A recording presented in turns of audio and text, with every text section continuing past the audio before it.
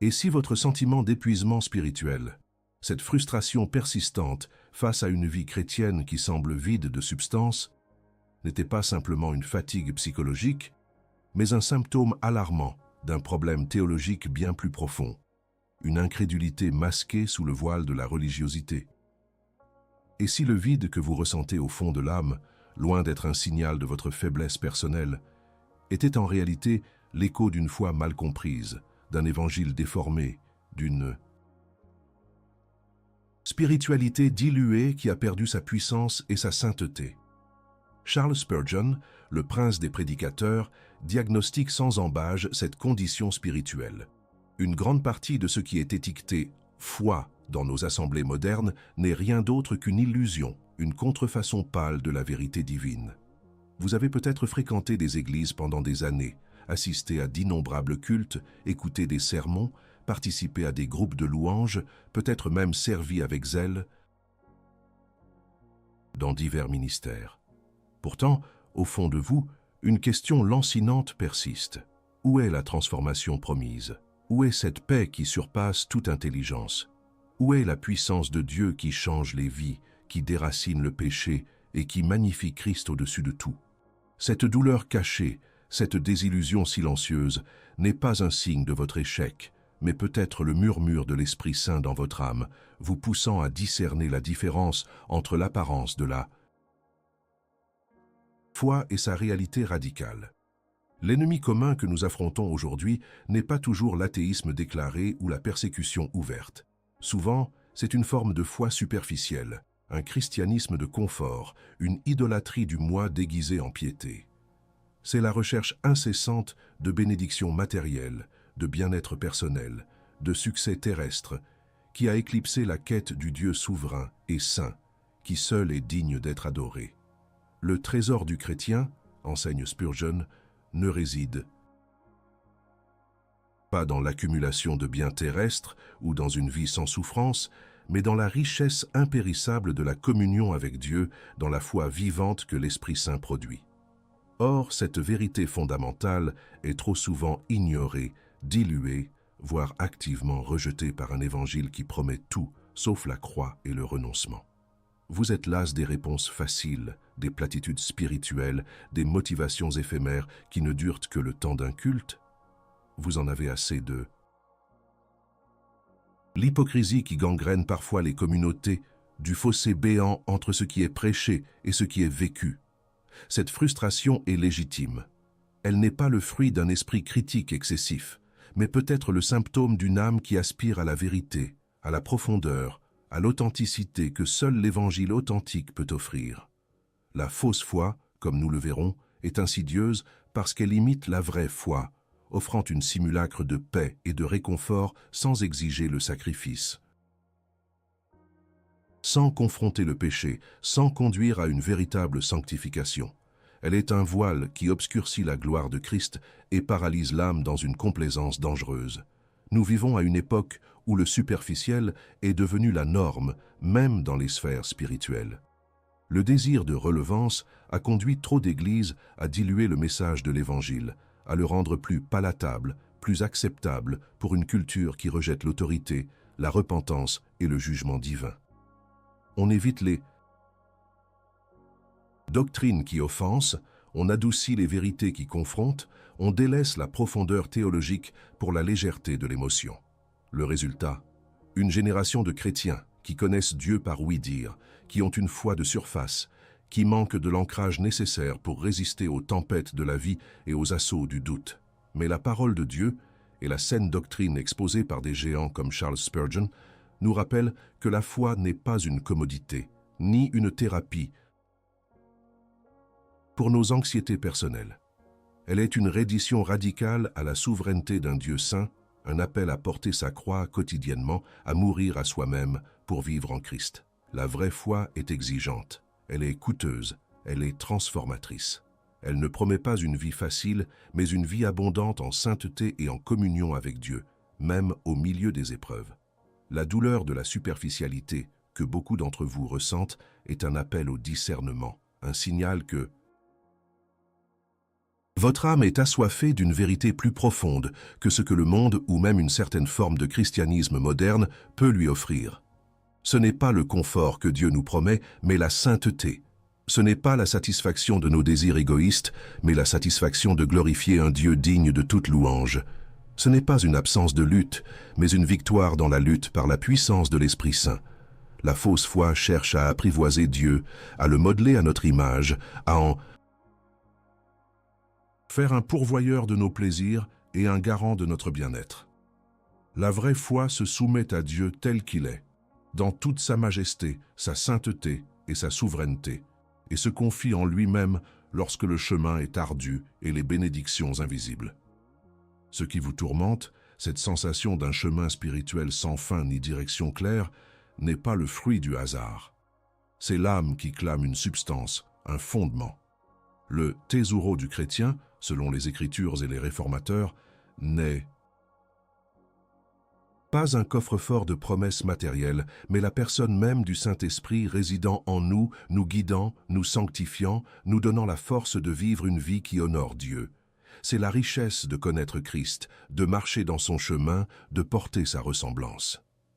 Tout ce qui est moins que cela n'est qu'un substitut éphémère.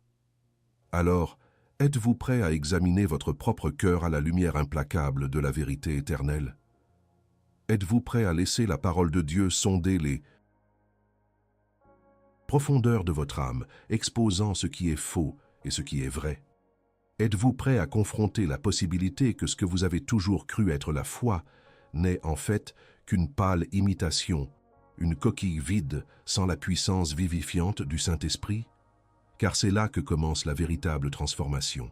C'est là que l'âme épuisée trouve son repos non dans le confort, mais dans la vérité radicale de la croix. Arrêtez-vous un instant.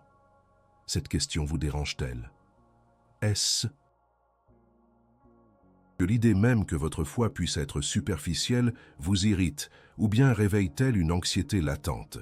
Laissez un simple mot en commentaire, superficialité, si cette idée vous trouble, ou vérité, si vous aspirez à une foi plus profonde. Le paradoxe d'une activité religieuse sans vie spirituelle authentique est une épidémie silencieuse qui ronge le cœur du christianisme contemporain. Vous avez observé ce phénomène, des églises florissantes, des programmes foisonnants, une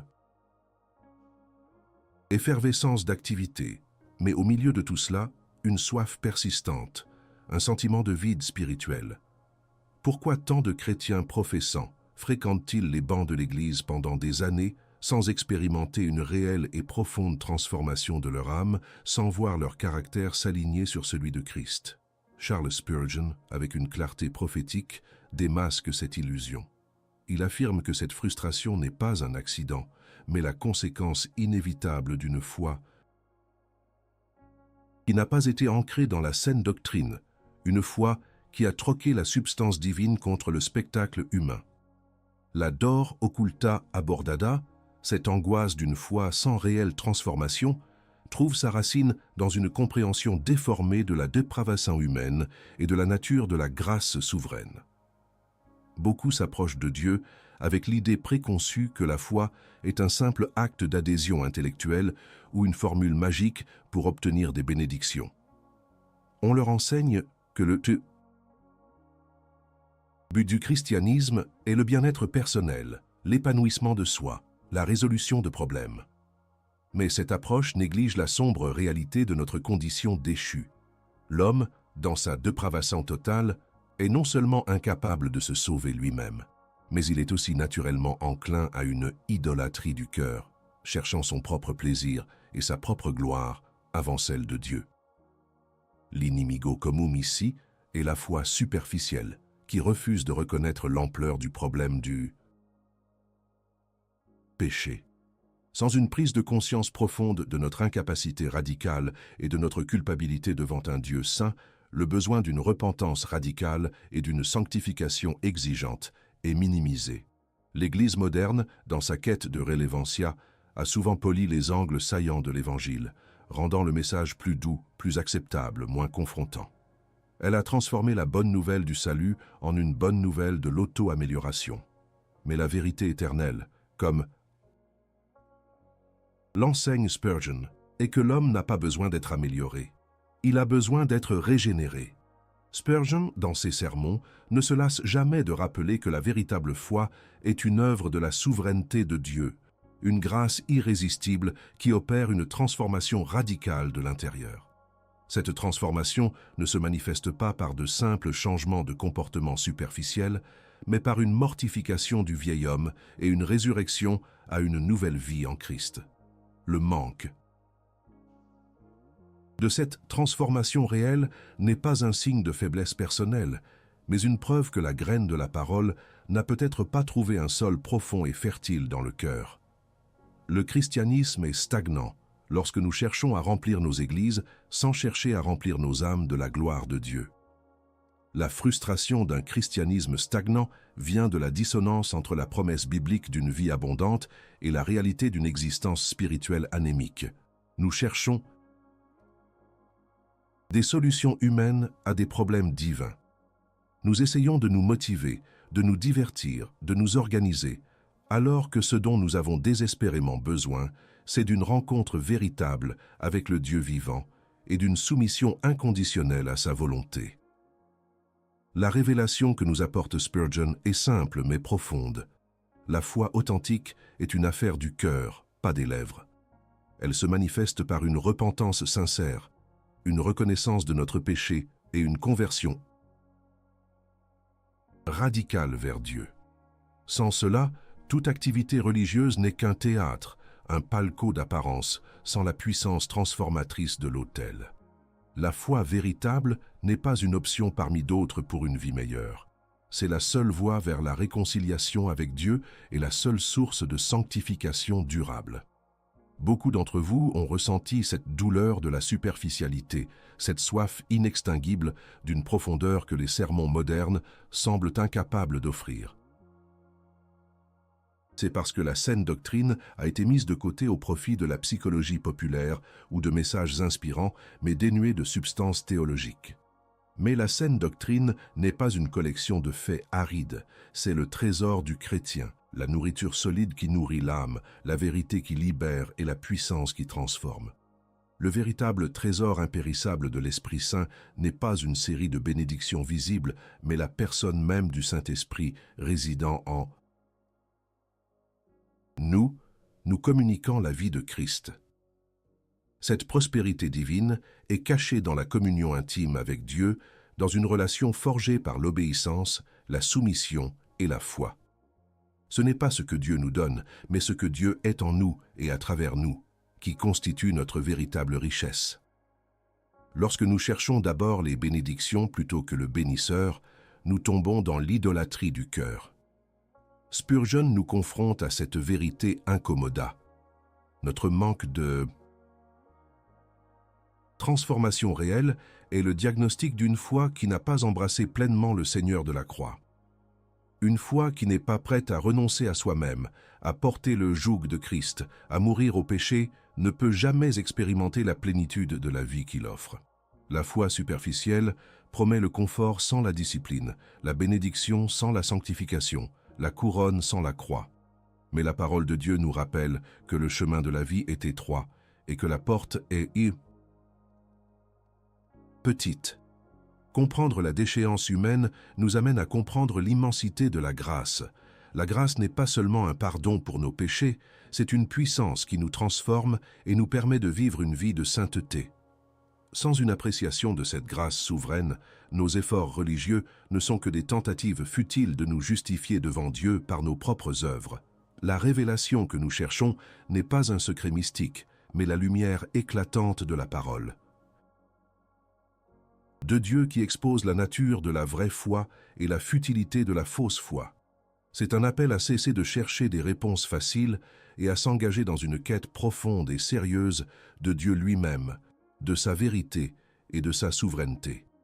La frustration que vous ressentez est le premier pas vers cette révélation.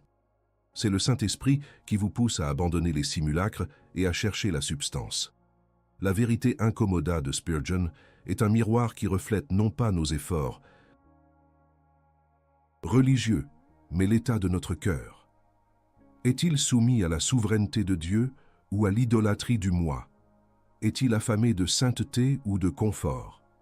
La réponse à ces questions détermine si notre foi est une source de transformation réelle ou un simple réconfort éphémère.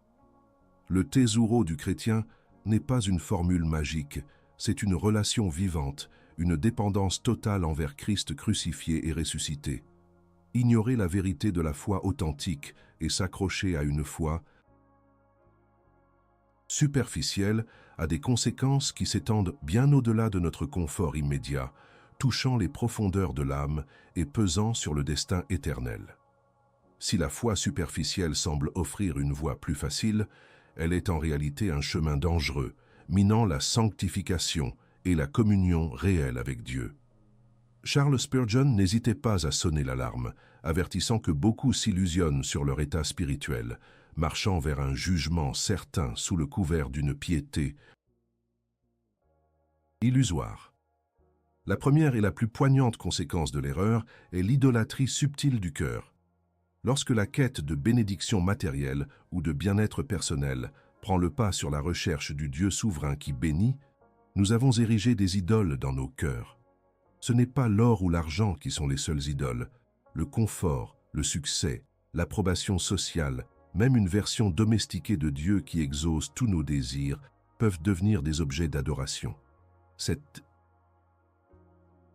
idolâtrie du cœur est un péché grave, car elle dérobe à Dieu la gloire qui lui est due et nous prive de la richesse impérissable de la vraie communion avec lui.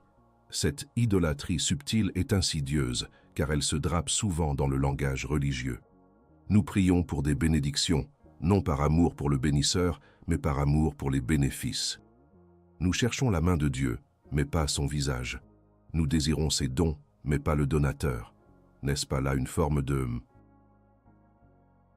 prosélytisme intéressé où Dieu est réduit à un moyen pour atteindre nos propres fins?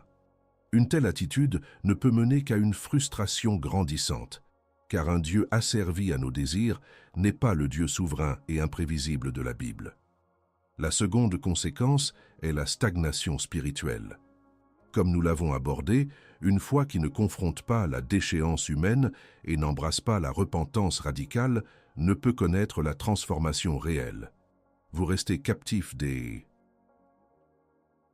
mêmes péchés, des mêmes anxiétés, des mêmes schémas de pensée, malgré des années de pratique religieuse. Pourquoi?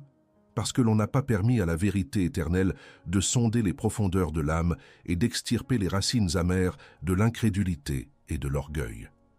La sanctification, qui est le processus de devenir toujours plus semblable à Christ, est une bataille constante, un chemin ardu qui exige une soumission quotidienne à l'Esprit Saint. Sans cette soumission, il n'y a pas de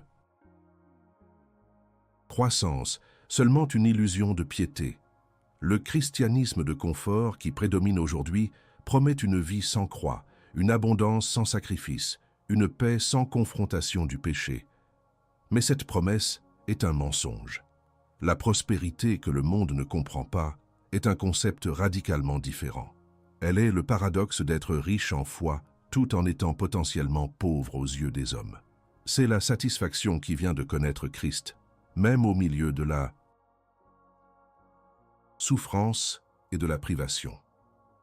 C'est le trésor impérissable de l'Esprit Saint qui transcende toutes les possessions terrestres.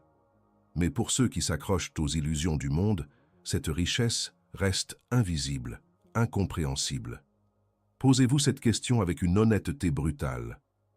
Votre foi vous a-t-elle conduit à aimer la sainteté plus que le péché? Vous a-t-elle poussé à renoncer à des choses que le monde chérit, ou vous a-t-elle simplement permis de les justifier avec un vernis? Religieux, la vérité incommoda est que si votre foi ne vous pousse pas à la sanctification, elle est probablement une fausse foi. Elle est une façade qui, au lieu de vous libérer, vous maintient dans une prison d'auto-illusion. Une autre conséquence dévastatrice est l'absence de crainte révérentielle de Dieu. Lorsque Dieu est réduit à un ami, un facilitateur, un serviteur de nos désirs, nous perdons la perspective de sa souveraineté absolue, de sa sainteté inflexible et de sa justice rétributive. La crainte de l'Éternel est le commencement de la sagesse. Sans elle, nous traitons Dieu avec désinvolture, nous prenons son nom en vain, nous marchons dans le péché sans remords. Mais la Bible révèle un Dieu qui est terrible dans sa majesté, un Dieu de jugement autant que de miséricorde. Ignorer son caractère saint, c'est se préparer à une terrible confrontation. Le jugement divin n'est pas une notion que la pensée moderne aime considérer. Pourtant, les Écritures sont claires. Il y aura un jour où Dieu jugera les vivants et les morts. La foi superficielle berce l'âme dans une fausse sécurité, faisant croire que l'appartenance à une église ou la récitation de quelques prières suffisent. Mais Dieu regarde au cœur.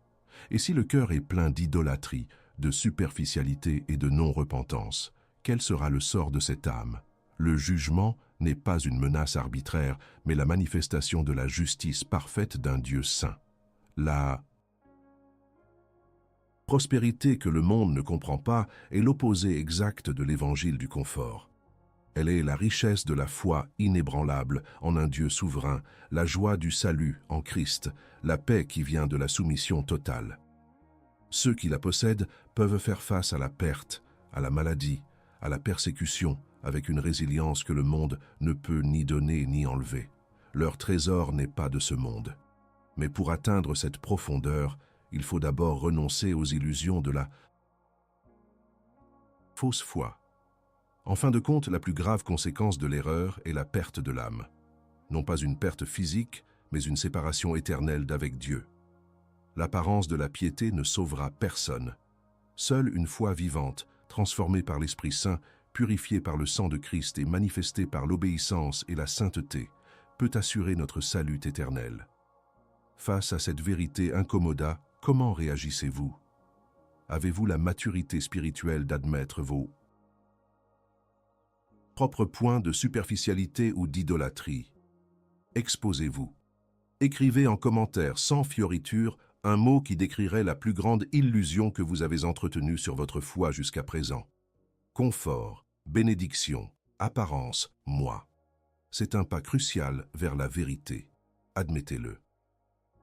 Après avoir diagnostiqué la pathologie de la fausse foi et contemplé les conséquences terrifiantes de l'idolâtrie subtile et de la stagnation spirituelle, nous sommes conduits à l'unique solution biblique. Cette solution n'est pas une série de 10 cas ou de stratégies pour une vie meilleure, mais un appel radical à l'autel, un chemin escarpé qui ne promet pas le confort, mais la sanctification. C'est l'invitation à une reddition inconditionnelle à la souveraineté de Dieu, telle que Charles Spurgeon l'a prêchée avec une passion ardente. La prière que l'ego redoute est celle qui ose demander « Sonde-moi, ô Dieu, et connais mon cœur, éprouve-moi et connais mes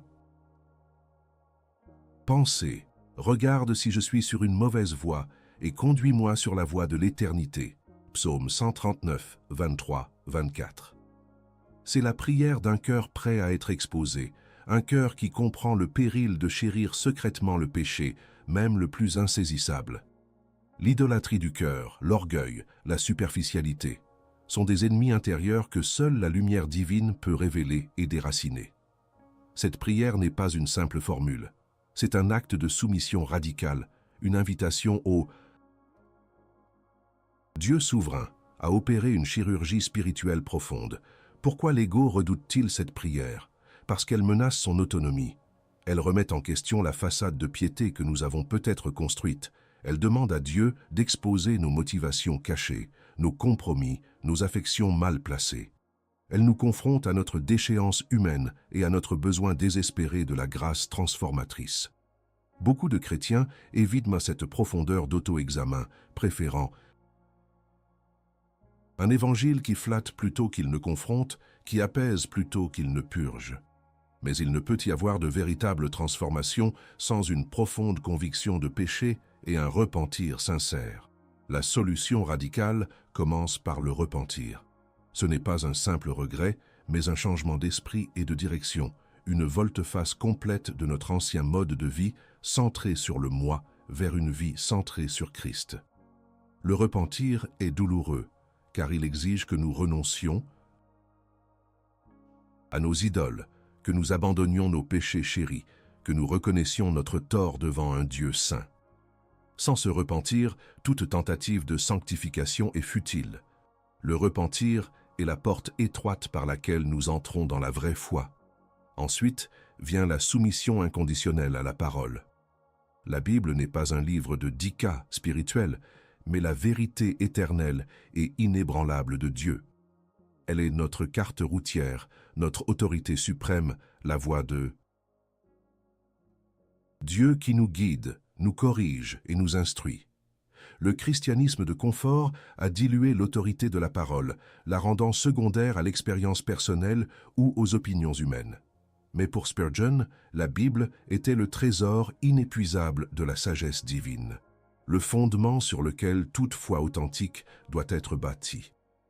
Soumission signifie que nous laissons la parole de Dieu remodeler nos pensées, nos valeurs et nos actions, même lorsque cela va à l'encontre de nos désirs ou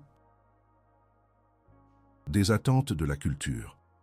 Le troisième pilier de cette solution radicale est la renonciation. Christ a appelé ses disciples à prendre leur croix et à le suivre.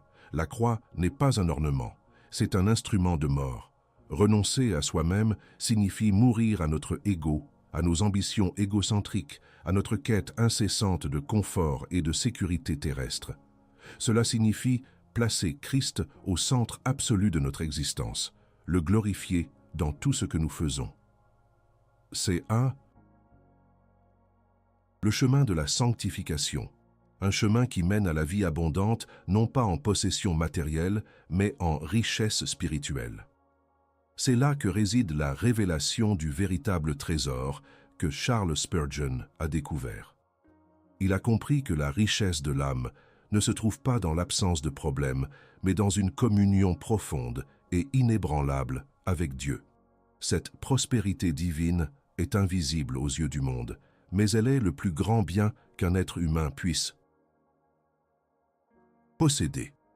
C'est la paix qui transcende les circonstances, la joie qui demeure même dans la souffrance, l'espoir qui ancre l'âme face à l'incertitude. Ce trésor est le Saint-Esprit lui-même, résidant en nous, nous communiquant la vie, la puissance et le caractère de Christ. La solution radicale n'est pas pour les faibles de cœur.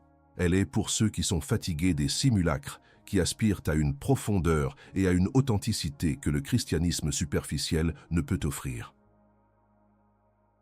Elle est un appel à l'autel, non pour un rituel vide, mais pour une rencontre transformatrice avec le Dieu saint et souverain. C'est un appel à mourir pour vivre, à perdre sa vie pour la trouver. C'est l'essence même de l'Évangile. Le chemin de la vraie foi n'est pas facile. Il est marqué par la discipline, la persévérance et la lutte contre le péché. Mais c'est un chemin qui mène à la liberté, à la sainteté et à la gloire éternelle. Spurgeon n'a jamais promis un jardin de rosaises sans épines, mais il a toujours pointé vers la croix comme le seul lieu de véritable repos et de vraie puissance. Alors, êtes-vous prêt à descendre de votre piédestal de confort et à vous agenouiller à l'autel du repentir? Êtes-vous prêt à laisser Dieu sonder votre cœur, à exposer les idoles et à vous purifier par le feu de son esprit? Êtes-vous prêt à abandonner la fausse foi pour embrasser la vérité radicale de Christ et de sa croix? C'est une décision existentielle, une décision qui déterminera la richesse de votre âme et l'éternité qui vous attend. Le trésor du chrétien n'est pas pour ceux qui le cherchent à la surface, mais pour ceux qui sont prêts à creuser profondément, à payer le prix de la discipleship. Prenez un instant. Si ce message a remué votre âme, agissez maintenant. Montrez votre soutien en laissant un super thanks ou en devenant membre du canal. Et si vous souhaitez faire un pas de plus et contribuer réellement à cette œuvre, procurez-vous notre e-book « Quand le ciel répond, chemin de guérison, de pardon et de renaissance ». C'est plus qu'une lecture, c'est un acte de foi et de soutien. Et ne partez pas en silence. Écrivez dans les commentaires quel enseignement de cette vidéo vous a le plus impacté. L'important est de participer, s'abstenir, c'est perdre la chance de faire partie de ce voyage. Nous avons parcouru un chemin ardu, explorant la nature insidieuse de la fausse foi, les conséquences, dévastatrice de l'idolâtrie du cœur et la stagnation spirituelle, est l'unique solution radicale offerte par l'Évangile. L'appel à l'autel, comme nous l'avons vu, n'est pas une simple invitation, mais une exigence divine. La vraie foi ne commence pas par une requête superficielle, mais par une reddition inconditionnelle et une sanctification qui embrasse la croix dans toute sa rigueur. Charles Spurgeon, à travers ses enseignements intemporels, nous a rappelé que le christianisme authentique est un chemin de discipline, de renoncement et de soumission profonde à la souveraineté de Dieu. Le trésor du chrétien, loin des promesses éphémères de la prospérité mondaine, se révèle dans la foi purifiée par l'épreuve et le repentir sincère. C'est la richesse de connaître Christ, non pas comme un talisman pour le bonheur, mais comme le Seigneur souverain qui exige notre tout. Ce trésor n'est pas mesurable en biens matériels, mais en sainteté de caractère, en paix d'âme et en joie indestructible, même face à la souffrance. Il est l'Esprit Saint lui-même qui demeure en nous, nous transformant progressivement à l'image de notre Sauveur. La foi superficielle, l'inimigo commun de notre génération, promettait un chemin sans encombre, une spiritualité sans sacrifice. Mais elle n'a abouti qu'à la frustration d'un christianisme stagnant, à une angoisse d'une âme qui ne trouvait pas sa nourriture dans les platitudes et les divertissements religieux. C'est cette douleur cachée qui, paradoxalement, peut devenir le point de départ d'une quête plus profonde de la vérité éternelle. C'est le Saint-Esprit qui, par cette douleur, vous appelle à sortir de l'illusion et à embrasser la réalité de la foi biblique. L'appel à l'autel est un appel à la clarté doctrinale. Il exige que nous comprenions la déchéance humaine dans toute son ampleur, afin d'apprécier la grandeur de la grâce souveraine de Dieu. Il nous contraint à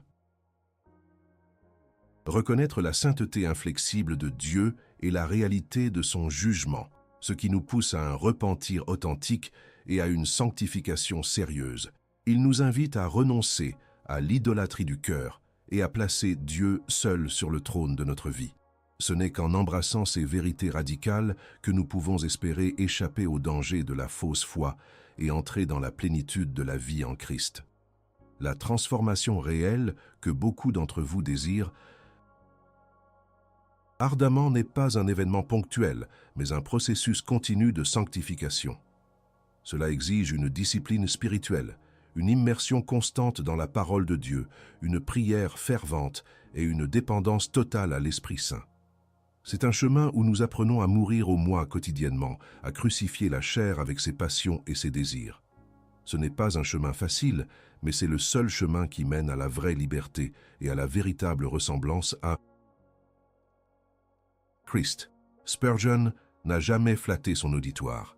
Il a toujours confronté le péché avec une sévérité prophétique, mais il a toujours offert la miséricorde de Dieu à ceux qui se repentaient sincèrement. Il a prêché un Dieu souverain qui est capable de sauver et de sanctifier jusqu'à l'extrême. Ce Dieu n'est pas un serviteur de nos caprices, mais le Seigneur de toute la création, digne de toute notre adoration et de notre soumission. La prospérité divine dont nous y parlons n'est pas celle qui s'affiche sur les écrans ou se mesure en avoir. C'est une richesse intérieure, une sérénité d'âme qui naît de la confiance absolue en la souveraineté de Dieu, même au milieu des plus grandes tempêtes. C'est la certitude que Dieu est aux commandes, qu'il œuvre toutes choses pour le bien de ceux qui l'aiment et sont appelés selon son dessein. Cette paix est le véritable trésor impérissable de l'Esprit Saint, une ancre pour l'âme dans un monde incertain. Alors, quel chemin choisirez-vous? Allez-vous continuer sur la voie de la superficialité, cherchant le confort et les bénédictions sans la sainteté et le renoncement? Ou allez-vous répondre à l'appel radical, à l'autel, à la repentance sincère, à la soumission inconditionnelle à la parole et à la renonciation de soi? C'est un choix qui déterminera non seulement la qualité de votre vie ici-bas, mais aussi votre destinée éternelle. La foi authentique exige que nous regardions la croix non comme un symbole lointain, mais comme le lieu de notre mort et de notre nouvelle vie. Elle exige que nous laissions le sang de Christ nous purifier de toute idolâtrie et de toute superficialité.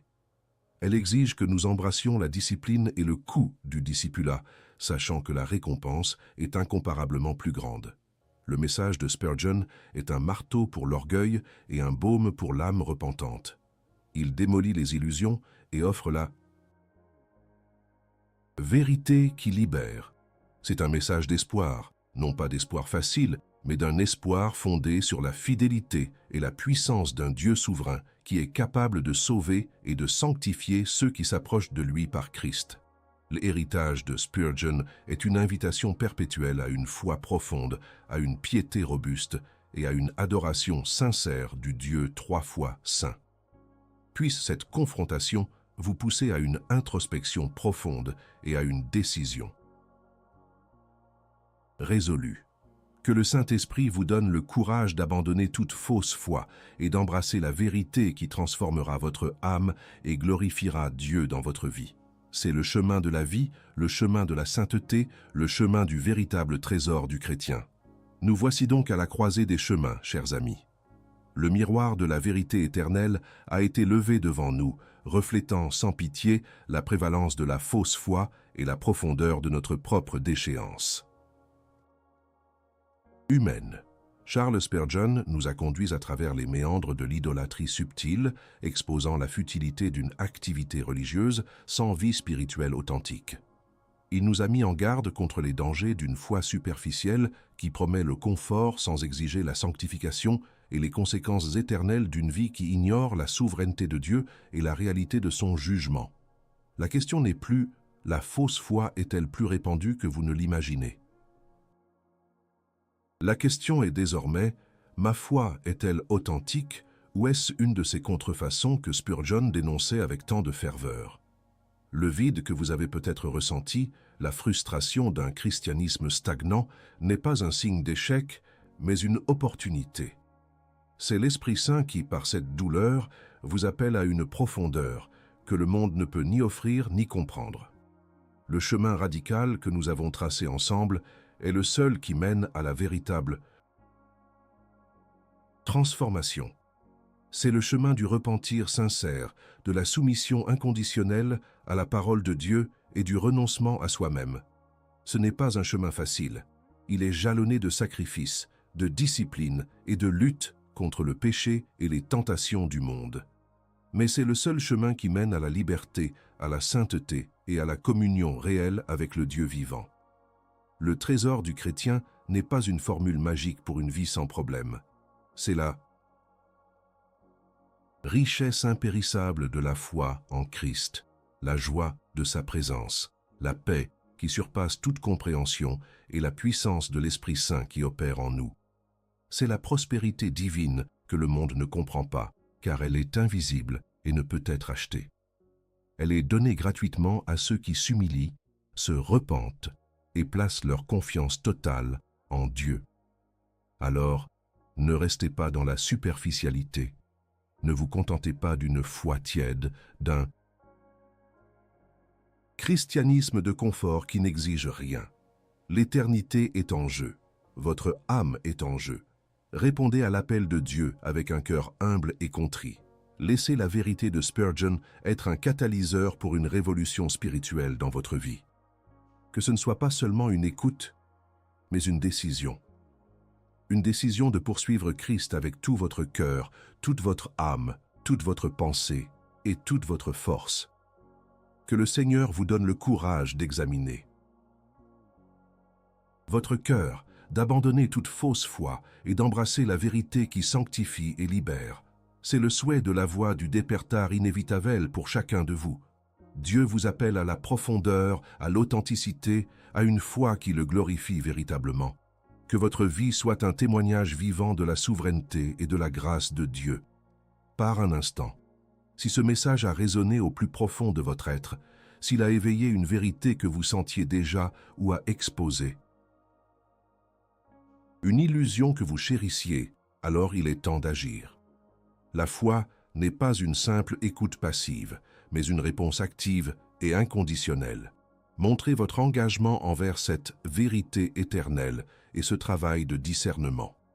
1. Soutenez ce ministère. La propagation de la saine doctrine exige des ressources. Si ce contenu vous nourrit, laissez un « super thanks » sous cette vidéo. Votre générosité est une semence plantée dans le sol fertile de la vérité. 2. Devenez membre du canal. Rejoignez notre communauté de chercheurs de profondeur. Votre adhésion n'est pas seulement un soutien financier, c'est une déclaration de votre soif d'une foi authentique et de votre rejet de la superficialité. 3. Allez plus loin dans la réflexion. Pour ceux qui aspirent à une compréhension plus complète des chemins de guérison, de pardon et de renaissance, acquérez notre e-book. Quand le ciel répond, chemin de guérison, de pardon et de renaissance. C'est plus qu'un livre, c'est un guide pour une transformation profonde, un investissement dans votre âme et une contribution directe à la continuation de ce travail. 4. Ne partez pas en silence.